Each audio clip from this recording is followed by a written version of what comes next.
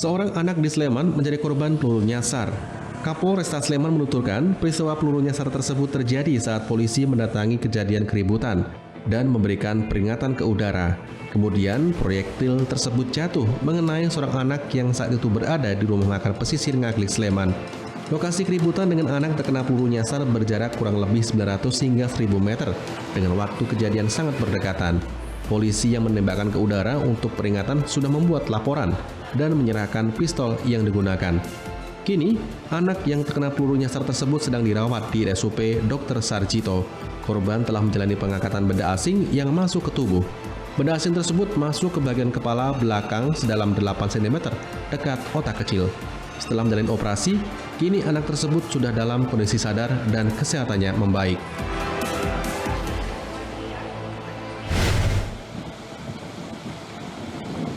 Majelis Hakim Pengadilan Negeri Pekalongan mengabulkan sebagian gugatan perdata yang diajukan PT Aquila Transindo Utama terhadap PT Sparta Putra Adiaksa terkait layanan jasa pandu dan tunda di Pelabuhan Khusus PLTU Batang. Atas dikabulkannya sebagian gugatan perdata tersebut, kuasa hukum PT Aquila Transindo menyampaikan bahwa tergugat telah terbukti melakukan perbuatan melawan hukum.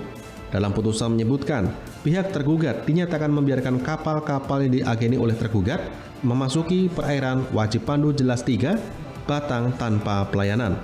Majelis Hakim menyatakan sah dan berharga tagihan pelayanan jasa pandu dan tunda yang diterbitkan oleh penggugat dengan total nominal Rp119.630.600 dan menghukum tergugat untuk membayar tagihan pelayanan jasa pandu dan tunda yang diterbitkan penggugat.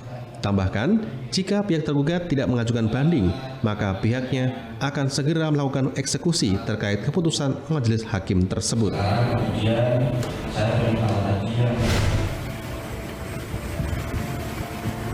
Bea Cukai Kudus memusnahkan 17 juta batang rokok ilegal senilai 20 miliar rupiah dari penindakan selama tahun 2022.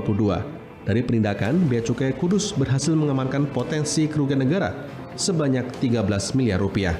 Pemusnahan secara simbolis dilakukan dengan cara dibakar di halaman kantor Bea Cukai Kudus. Selanjutnya, jutaan batang rokok ilegal dimusnahkan dengan cara ditimbun di TPA Tanjung Rejo Kudus. Kantor Bea Cukai Kudus mengimbau kepada masyarakat agar tidak membeli, menjual, atau mendistribusikan rokok ilegal karena selain merugikan penerimaan negara, juga ada sanksi pidananya.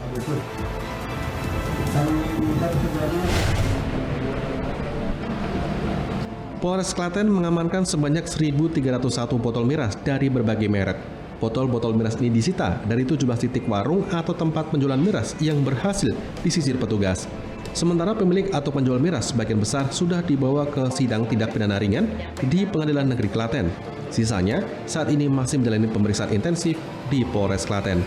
Kasat Samapta Polres Klaten, Ibtu Edris Praitno menjelaskan, giat penanganan penyakit masyarakat atau PEKAT yang digelar Polres Klaten merupakan giat rutin yang dilaksanakan petugas setiap pekan terlebih menjelang Natal dan Tahun Baru.